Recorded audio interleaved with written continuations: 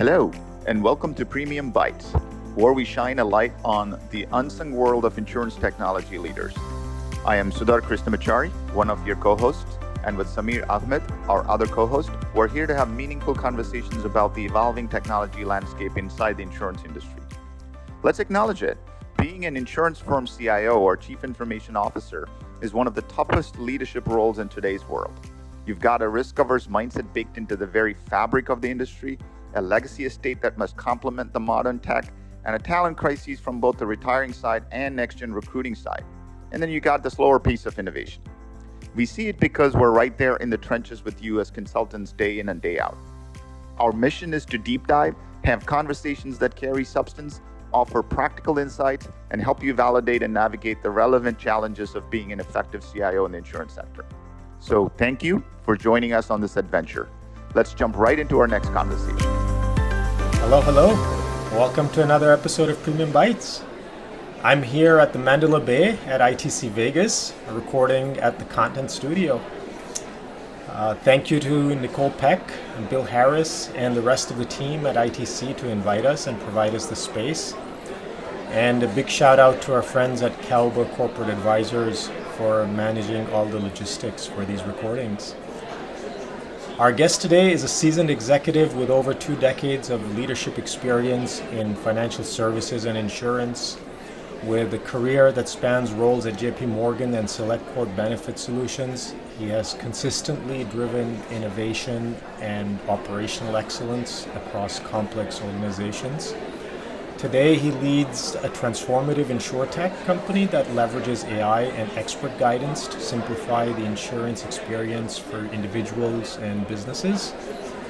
He holds a bachelor's degree in business from Southwest Baptist University and an MBA in finance from the University of Missouri, Kansas City. His commitment to customer-centric solutions and digital innovation has positioned his company as a trusted partner in the evolving insurance landscape. Please welcome the CEO of Mylo, David Embry. Welcome, David. How are you doing? I'm great. Thanks for having me. Yeah. Great to have you on PremiumBytes. Yeah, lots of activity here in the hall. It's pre-opening, I suppose. A lot of bustle. Seems pretty open. Yeah. So tell us about Mylo. Yeah, sure. So Mylo is a digital insurance agency. We focus on high volume, low premium, commercial lines, personal lines agents. Use technology to make a insurance purchase as easy as possible for small business owners and individuals. We've got $150 million in premium. We've been in business for about 10 years. Started inside a big national agency that you would know the name of. Raised private equity in 2018, bought them out with our private equity partners about 2.5 years ago. We're growing about 15% a year, and really the reason we exist is to help small business owners and Main Street individuals get the right coverage with the carrier that has appetite, and do that as efficiently as possible, because at the end of the day, nobody wakes up thinking, I want to buy my insurance today. And so we want to make that easy. And we use technology to make that as integrated as possible into other people's ecosystems, deliver advice around what coverage, what carrier, integrate with carriers, and do that at scale. Okay, very cool. So what I'm hearing is you have you place business yourself, you provide technology to agents, you do some embedded. Yeah, so we did some agent, so I'll take the middle thing first. We did some agent stuff where we put it into other agencies, and it works. But over the last 12 to 18 months, we really focused on optimizing our own agency, right? And so yes, we do embedded. We did embedded before embedded was cool. We did embedded before it was called embedded, right? Where we knew we couldn't build a brand. We didn't do SEO or SEM. And so we found partners who have a trusted advisory relationship, and then we take our capabilities and easily plug it into their ecosystem so that we are the insurance extension of their customer ecosystem. And they can fill the information out. In some cases, you can get insurance directly without talking to somebody, but insurance carriers really limit that to some degree. We use that as sort of a store window, right, to let people get coverage recommendations, some carrier prices, and then they ultimately come into our call center and are guided by one of our agents who ask additional questions, make sure the coverage is right, make those recommendations and bind it. Very quickly, our average agent in our own agency does about $175,000 a month in premium. And just to put it in perspective, that's up from about $50,000 3 years ago. And better, stronger, faster, quicker. That's sort of how we think. Very cool. So tell me a little bit, what were you seeing in this market when you started Mylo? What is it that others were missing that you thought you could solve for?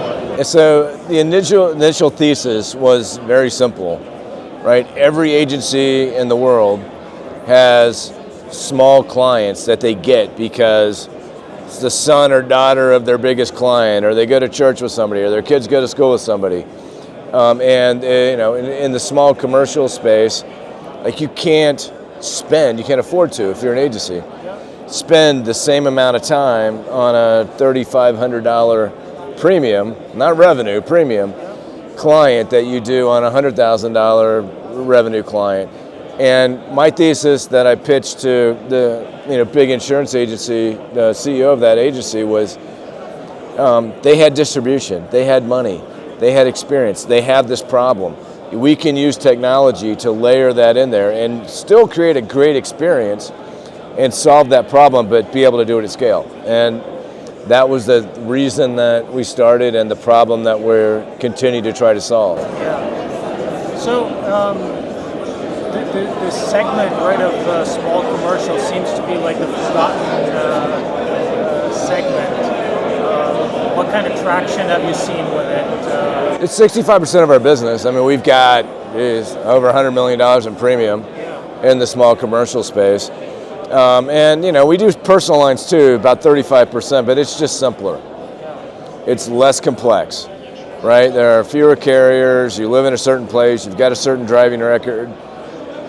On small commercial, the answer is often it depends. And so we can use technology. AI is a new buzzword too, right? Where we've built these algorithms that say, with this information, one of the hardest things to do is classify the risk. What type of business is it? And then you have to ask 3 more questions. And every carrier asks a question a different way. And so we dedupe those questions so that we only ask, so for instance, one carrier will ask how long you've been in business. Next carrier will ask, what date did you start your business? That's the same question. We ask it once and feed those carriers the same information. So when somebody's going through our experience, right, whether it's in an embedded experience, whether it's on a website, whether it's talking to one of our agents, it's all the same. We're only asking that question once, and we understand the appetite on the back end that the carriers have for the risk that we present, and then we narrow down the questions that we ask so that when we give a quote, again, whether it's embedded on the website with our agent, it's a mostly bindable quote, and by the time they talk to an agent, we ask as few questions as possible to bind that coverage, and then we go into the carrier system. And again, a lot of what we do is like not exciting. We're reducing keystrokes. We're not making our agents or consumers, small business owners or individuals, enter information that we should already know or that we've already asked, so that it's one succinct, very thought through, very simple experience that gets them a result that they want. Okay, very cool. Now, our audience, right, it's insurance technology leaders at carriers. Sure. So they'd be interested in, what is this tech that you have? Sure. What's unique about it? Many of them have heard this from me, right? And I'll take a step back and say when I first started, I won't tell you the name of the carrier, but because we were part of this big broker, they flew 10 people in to talk to me, right? And one other guy. And they said, we're never going to let somebody bind online without talking to somebody. The same carriers probably spend as much, if not more money, than anybody else in the space doing that. And so, and that happened. We were making good progress. COVID happened, right, which everybody started wanting to buy more online without talking to somebody. And then, I think there's been a bit of a backlash in that somebody wants to actually talk to an agent, but like digital doesn't mean I don't talk to somebody. Like digital doesn't mean that, it also doesn't mean that I fill out your 97-page questionnaire, right? And so we can prove, and we've proven to carriers, that we do a great job of identifying the risk, making the recommendation, and very importantly to them, getting the type of clients to that carrier that they want, because we've built this system that we call Agent Hub, right? And under the Mind of Mylo thing, that can make those recommendations at scale, where we can literally get thousands, tens of thousands of leads a month, and efficiently run those through and deliver to carriers, and our carrier partners know this, the type of risks that they want based on what their appetite is, right? So what would I say to carriers?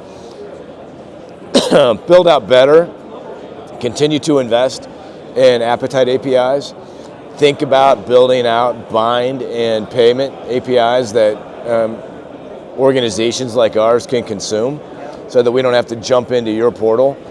And I know a lot of carriers will say, well, we spent all this money on our own portal, et cetera, which is great, but that's the last stop on our journey, our customer journey. And so if they will do that, it can be more efficient, right? They will ultimately have the client. They will ultimately get the type of risks that they want if they partner with organizations like ours who understand what that is, can efficiently ask those questions. And I know it works because our retention and our growth with our partners that we've deeply invested in is impressive to them, right? And we will continue to invest and refine. And there's a lot of carriers. A lot of them want the same things. And so the thing that will make us decide who we want to invest with is how easy it is, how technology forward they are, what their retention and customer satisfaction look like, right? And those go into where we'll direct something to, carrier A versus carrier B, because at some level, a lot of the big carriers have a lot of overlap, right? Second thing I would say, like look around, there are some carriers like Next and Coterie and some of those and Pi that we've partnered with that are very technology forward, which is great. And they're also not looking for the same exact risk as some of those other carriers. And so the thing that we can do with carriers, and our commitment to them is ultimately we will understand what their risk appetite is, right? And then we will drive volume there, because when it comes into our agency, our Agent Hub tells our agent, here's the coverage you want, here's the carrier it needs to go to, and then we manage to that. So. Yeah, very cool. So a lot to unpack in there. Let me take a few pieces here. So what's the data that powers the Mind of Mylo? Some of it's third-party data. Some of it we get from our partners that we embed our information into. Some of it the small business owner or Main Street homeowner put in.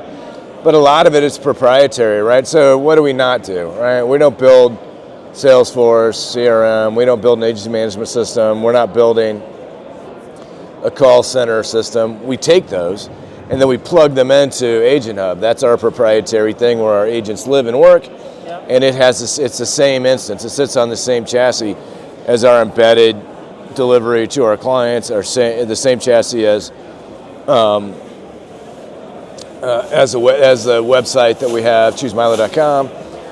And the thing that we do that is unique, the thing that we have built that is proprietary, are our recommendation engines, right? And it started with literally going to smart people and say, if risk looks like this, what coverage does somebody need?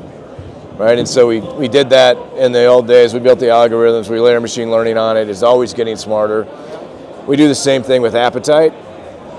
On the back end, like carriers, how can we manage what carrier appetite is?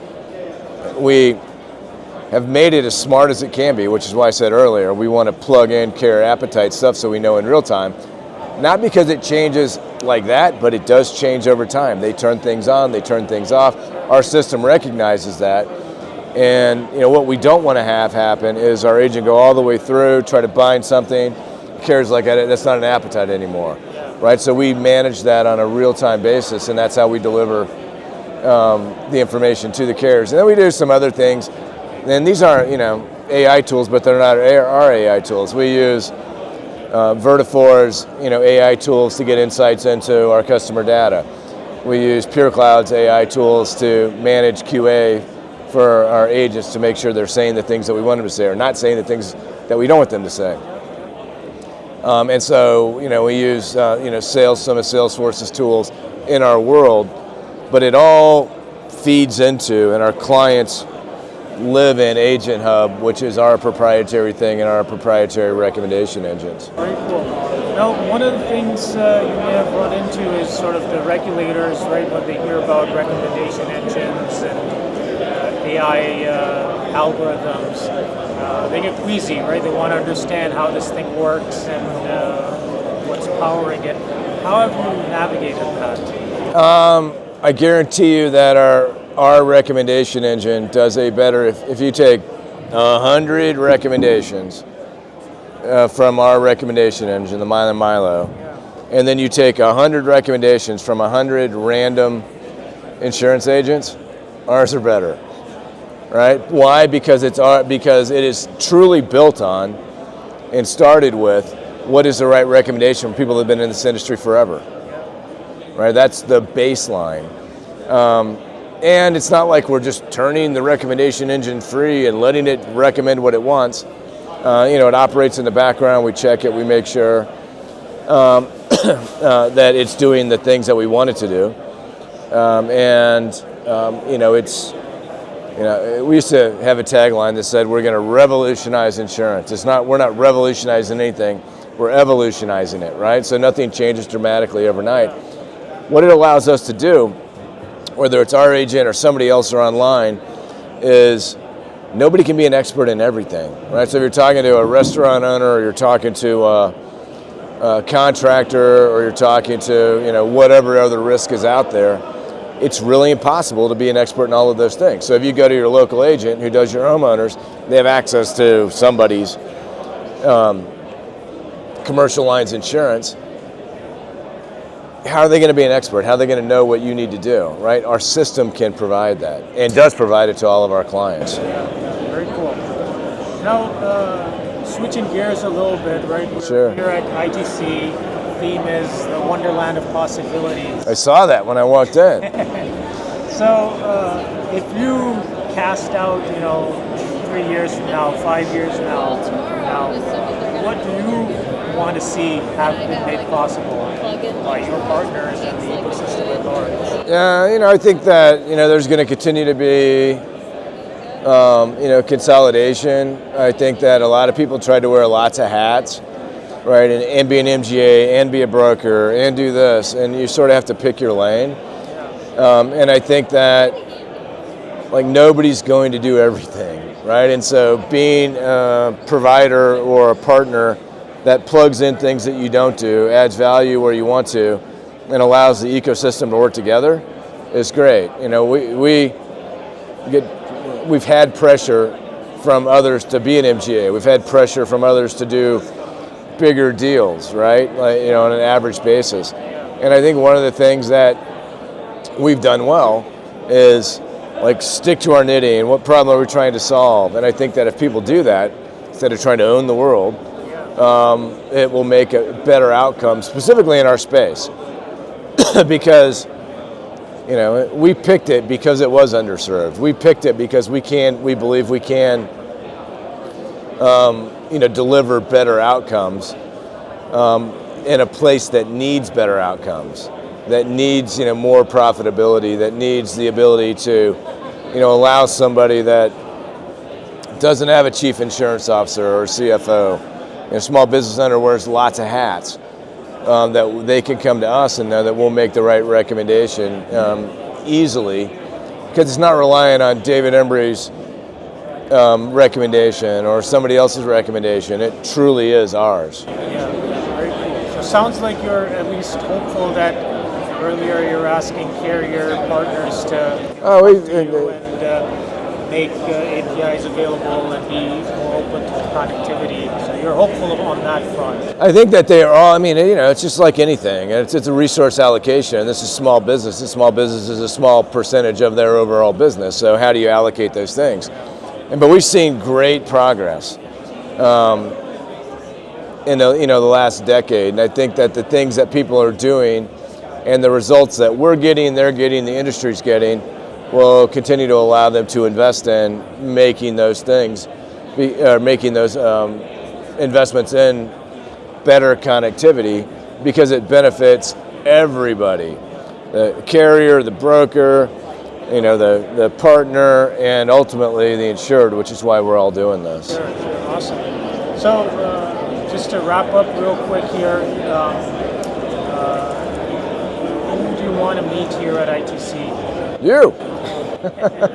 Tell the world about Mylo, huh? That's the goal. Yeah, tell the world. We've built a really scalable business, right, that can consume leads from various partners and provide those partners' clients, right, with better outcomes for something that they need.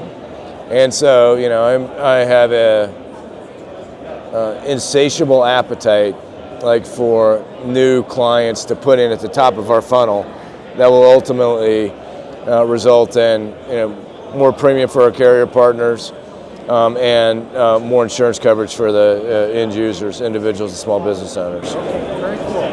So good luck at the show. Thanks for stopping by, and appreciate all your time. Very nice to meet you. Nice to meet you. Take care.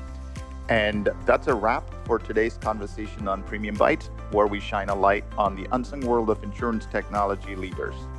Thank you for joining us on this adventure and being part of our community. Don't forget to like, comment, subscribe, share, and follow us. Until next time, take care.